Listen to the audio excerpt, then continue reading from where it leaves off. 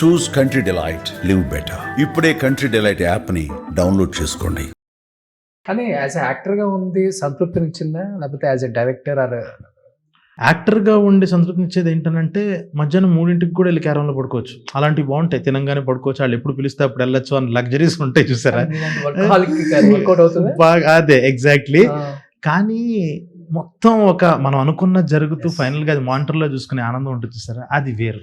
Being a king is ఒక king ఆ feeling వేరు కదా. అది కింగ్ లాగా ఉంటాం. డైరెక్టర్ అంటే అదే కదా. ఓకే, సో అది వేరు. ఆ ఎక్స్పీరియన్స్ అన్నది కంప్లీట్ గా వేరు. కానీ ఒక డైరెక్టర్ని ఒక యాక్టర్గా ఇంకొక డైరెక్టర్ డైరెక్ట్ చేసేటప్పుడు his feeling was completely different. Correct. As a director గా యాక్ట్ చేస్తున్నారు కాబట్టి యాజ్ అ యాక్టర్ గా అది బాగుంటుంది కదా అసలు. చాలా చాలా బాగుంటుంది అది. యా, ఆ ప్రాసెస్ ఎంజాయ్, అది కూడా బాగుంటుంది చాలా. ఆ ప్రాసెస్ ఎంజాయ్. ఓ నేను స్క్రిప్ట్ చేసినప్పుడు ఇలా అనుకున్నాను, ఓకే వీళ్ళు ఇలా అనుకుంటున్నారా, వావ్ క్రేజీ, డన్, ఇప్పుడు ఇది చేద్దాం అన్నట్టు అదొక ఫన్. అది మనం డూయింగ్ చేసుకుంటాం ఫస్ట్ ఆఫ్ ఆల్. మనం రాసినప్పుడు వాళ్ళు రాసి స్క్రిప్ట్ వచ్చినప్పుడు క్యారవాన్ కి, బట్ అక్కడ వాళ్ళు వేరేలా అనుకుంటారు. ఓహో ఇదా మీటరు, ఇదా ముందు సీను అని తెలుసుకొని అప్పుడు అదొక లెర్నింగ్ ప్రాసెస్.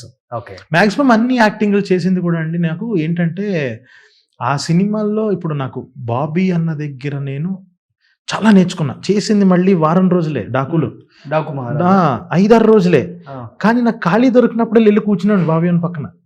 ఏంటి తమ్ముడు ఏంటి అదని మాట్లాడుతున్నట్టు ఊరికి అబ్జర్వ్ చేసేవాడిని. ఎందుకనంటే నేను ఎవరి దగ్గర ఏడీగా చేయలే.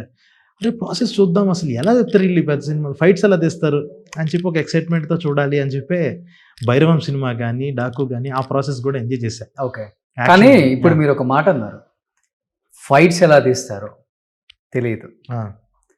కొన్ని పెద్ద సీన్లు చెప్పాలంటే లెంతీగా ఉన్న సీన్లు అంతమంది కాస్ట్ని ఎలా మేనేజ్ చేస్తారు ఒక డైరెక్టర్, స్టేజింగ్, అది చాలా చాలా ఇంపార్టెంట్. కరెక్ట్.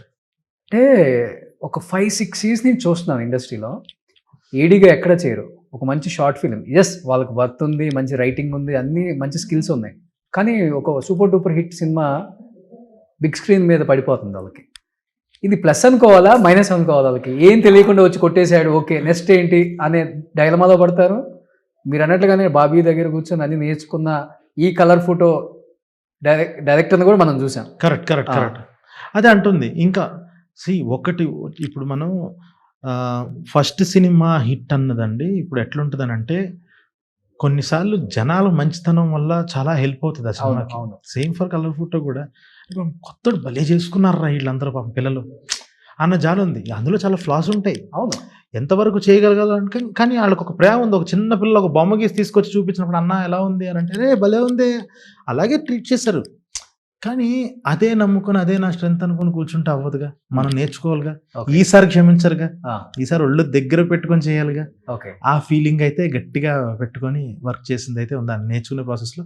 అది ఇంకొక డైరెక్టర్గా ప్రతి ఒక్కటి రెస్పాన్సిబిలిటీ. ఒకటి వచ్చిన తర్వాత ఈసారి నువ్వేం చేస్తున్నావు, ఈసారి నువ్వు ఏం ఎదిగావు, ఏం చూపించాలి, నీ స్కిల్స్ ఏం పెంచుకున్నావు అని అన్నది ఇంకా అది వాళ్ళ పర్సనల్ థింగ్. అది ప్రతి డైరెక్టర్. ఇప్పుడు మీరు అసిస్టెంట్ డైరెక్టర్గా చేయలేదు, కో డైరెక్టర్, అసోసియేట్ ఏం చేయకుండా డైరెక్టర్ అయిపోయారు.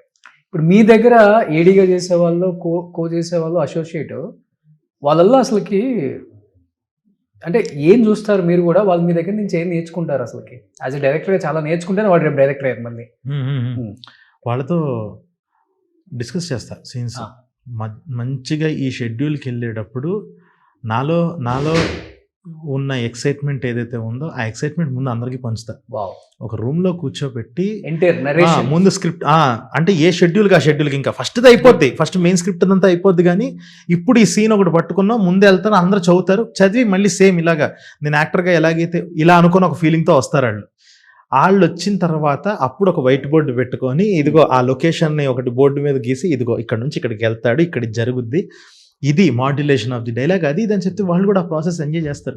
సో వాళ్ళు రేపు కాస్ట్యూమ్స్ పట్టుకొని తిరిగినా ఏం తిరిగినా సెట్లో వాళ్ళ పనులు చేస్తున్నట్టు కాదు, వాళ్ళు కూడా వచ్చి కన్నేస్తూ ఉంటారు. ఓకే ఇప్పుడు ఇది ఎలా రూపం దాల్చుకుంటుంది ఈ సీన్గా అని చెప్పి ప్రతి ఒక్కరికి ఉపయోగపడాలి అన్నట్టే చూస్తాను నేను. ఏడీస్కి కూడా ఏదో ఒకటి నేర్చుకొని వెళ్ళాలి. ప్లీజ్ దయచేసి జిరాక్స్ కాపీల దగ్గర వాటి దగ్గర ఆగిపోవద్దు.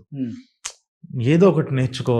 అసలు అది నేర్చుకోకుండా అంత టైం ఒక్కరోజు కూడా నేర్చుకోకుండా ఉండద్దు అని చెప్పి చెప్తూ కానీ ఉంటాను. మీరు యాక్ట్ చేసిన సినిమాల్లో మీరు చాలా నేర్చుకొని వచ్చారు కదా, అవునవునవును. యాజ్ అదే డైరెక్టర్ గా ఎక్కువ ఉపయోగపడింది యాక్టర్ కన్నా కూడా. ఎగ్జాక్ట్లీ ఆ? డైరెక్టర్ గా చాలా ఉపయోగపడింది నాకు. అంటే ఇప్పుడు ఎలాగనంటే భైరవంలో కూడా నుంచొని నేను పక్కన ఫైట్ జరుగుతుంటే చూస్తుంటే నటరాజ్ అని ఒకళ్ళు ఉన్నారు ఫైట్ మాస్టర్. అవును. తనకి అది ఫస్ట్ సెకండ్ ఫిలిం అది. తను కూడా ఒక చిన్నపిల్లలు వచ్చి తను కూడా చూస్తూ ఉంటే ఇద్దరం కలిసి అక్కడే మాట్లాడుకున్నాం. మొత్తం ఇప్పుడు మోగ్లీలో మొత్తం యాక్షన్ అంతా సింగిల్ కార్డ్ చేశాడు. నాకు తను దొరికాడు. నా భైరవంలో నా డెత్ సీన్ బాగా తీశాడు. అరే భలే తీసాడు అని చెప్పి మొత్తం ఓకే రోప్స్ ఎలా కడుతున్నారు, ఎటు నుంచి ఏం లాగుతున్నారు, ఏం చేస్తున్నారు అంతా అబ్జర్వ్ చేస్తున్నారు. తను చాలా ఇంట్రెస్టింగ్ అనిపించాడు. ఓకే. పక్కకి తీసుకెళ్ళి కథ చెప్పా, మొత్తం సింగిల్ కార్డు నువ్వే చేసేయాలి మొత్తం. అన్నా చేస్తా అన్నా, దా ఇంక నుంచి నువ్వు స్క్రిప్ట్లో కూర్చో. ఓకే. నాకు సినిమాలో ఫైట్స్ అంటే నాకు ఫైట్స్ టైంకి నువ్వు ఎమోషన్, నీకు ప్రతి ఎమోషన్ తెలియాలి, ఆడి బిహేవియర్ తెలియాలి. నువ్వు ఇంక నుంచి స్క్రిప్ట్లో కూర్చోండి. స్క్రిప్ట్లో కూర్చున్నాడు. ఓ 4 సార్లు స్క్రిప్ట్ మొత్తం చదివాడు. చదివి అలాగే చేశాడు ఫైట్స్ కంపోజ్ చేయడం. అలా ప్రతి చోట నేను ఎవరిని వదల్లా, అన్నీ నేర్చుకుంటూ ఇవి సినిమా క్వాలిటీ విషయంలో ఎందుకు ఇంత ఇప్పుడు డిఓపీలు ఉంటారు. నా డెబ్యూ కదా అని చెప్పేసి వాళ్ళ కాళ్ళు ఉత్తి లైటింగ్లు పెట్టుకొని వెళ్ళిపోతావు. తను కథలో భాగంగా కూర్చున్నాడు డిఓపి కూడా. సో తను కూర్చున్నాడు. నాకు డాకులో విజువల్ చూసి ఇలా ఉండాలి మన సినిమాలో, ఇంత క్వాలిటీ మేకింగ్ ఉండాలి అది ఇది అని చెప్పి మారుతితో డిస్కస్ చేసి ఫైనల్గా ఇలాంటి అవుట్పుట్ తీసుకొచ్చాం. ఓకే. సో అలా ప్రతిదీ ఏదో ఒకటి ఉంది, ఒక ఇన్ఫ్లుయెన్స్ అవుతూనే ఉంటాం. సూపర్. బట్ సందీప్, ఇప్పుడు డెఫినెట్గా ఏ యాక్టర్కైనా ఏ డైరెక్టర్కైనా డెబ్యూ అనుకున్న దానికన్నా నెక్స్ట్ లెవెల్ పీక్, అసలు అమ్మ ఇంత రెస్పాన్స్ వచ్చింది ఇంద్రా అనేది పక్కన పెడితే, దాని తర్వాత ప్రతి ఒక్కళ్ళ మైండ్ సెట్ కూడా 50 కోట్ల క్లబ్లో మనం జాయిన్ అవ్వాలి, 100 కోట్ల క్లబ్లో మన సినిమా ఉండాలి, ఇలాంటి ఆశలు ఎక్కువ ఉంటాయి. అవునవును, దాని ఆశ అనకూడదు. డెఫినెట్గా దీనికోసమే కదా ఎవరైనా కష్టపడి కరెక్ట్ ఉంటుంది, డెఫినెట్గా ఉంటుంది. కానీ మీరు ఎప్పుడు ఊహించలేదు అట్లా 50 కోట్ల సినిమా తీద్దాం, 100 కోట్ల సినిమా తీద్దాం? బడ్జెట్ ఒక అవకాశం వచ్చినప్పుడే బడ్జెట్ డెఫినెట్గా బడ్జెట్ కలెక్షన్ 200, 300, 500 అంట. నేను అసలు నమ్మను, నమ్మరా? అసలు నమ్మను. నాకు అంటే నేను ఈ సినిమా విషయంలో కూడా కలగంట, నేను ఈ లెవెల్ నెంబర్స్ ఏమైనా తీసుకురాగల, అది ఛాలెంజ్.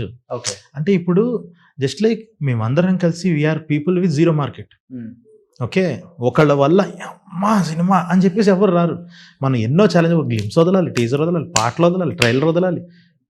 అక్కడ నుంచి ఒక ఓపెనింగ్ తీసుకురాగలిగితే ఏంటి మన పొటెన్షియల్ ఏంటి, ఒక ఓపెనింగ్ తీసుకెళ్ళాలి. ఇలాంటి కళ నాకు ఉన్నాయి. నాకు 50, 100 మీద కోరికలు ఉన్నాయి. And they should be collections, not budget. Okay. ఇంకొకటి 50 అన్నది కూడా, నేను ఒక 100 కోట్ల బడ్జెట్ సినిమా రాసుకుంటే నేను దాన్ని బడ్జెట్ 50కి పెట్టుకుంటా. ఇందులో ఇప్పుడు మనం ఎంత అచీవ్ చేయగలం, ఇప్పుడు మన క్రియేటివిటీ రావాలి, అంతే అంతే అంతే అలాగా. అంటే బడ్జెట్ కూడా ఇప్పుడు ఈ సినిమా కానీ వేరే వాళ్ళు లెక్కేసి వేరే ఏ డైరెక్టర్ తీసినా 10 కోట్లు అయింది. రేపు మీరు అవుట్పుట్ చూస్తే మీకు అర్థమైంది. సో మాది ప్రొడ్యూసర్ చెప్తేనే కరెక్ట్, అది చెప్తే బెటర్. ఆ నెంబర్స్ నేను నో కామెంట్స్ అది. సో అదే అంటుంది, ఇది వింటే షాక్ అవుతారు నెంబర్. మీరు షాక్ అవ్వలేదంటే అది కాదని నా ఫీలింగ్. ఓకే. సో ఆ బడ్జెట్ అయితే ఖచ్చితంగా అని. సో ఇప్పుడు ఏంటంటే మ్యాటరు, ఒక పరిధికి మించి ఒకటి చేద్దామని అనుకొని దాన్ని తక్కువ బడ్జెట్లో చేయడం స్టార్ట్ చేస్తే మన బుర్రలు చాలా బాగా పనిచేస్తాయని మా ఫీలింగ్. అంటే నా కైండ్ ఆఫ్ వర్కింగ్ అందరూ చేయాలని కాదు. ఎగ్జాక్ట్లీ. సో రేపు నేను ఒక 100 కోట్ల స్పాన్ అన్న కథ రాసుకుంటా, అది ఇప్పుడు నేను 50లో ఎలా చేయాలన్నది చూస్తాను నేను. అవును. అలా చెయ్యాలి, దాని మార్కెట్ ఏంటి, అది ఎంతవరకు రీచ్ చేయగలం అన్నది మైండ్లో పెట్టుకొని చేస్తే తప్ప 50 కోట్లతో స్టార్ట్ చేయాలరా సినిమా ఏదన్నా అని ఈ రోజు.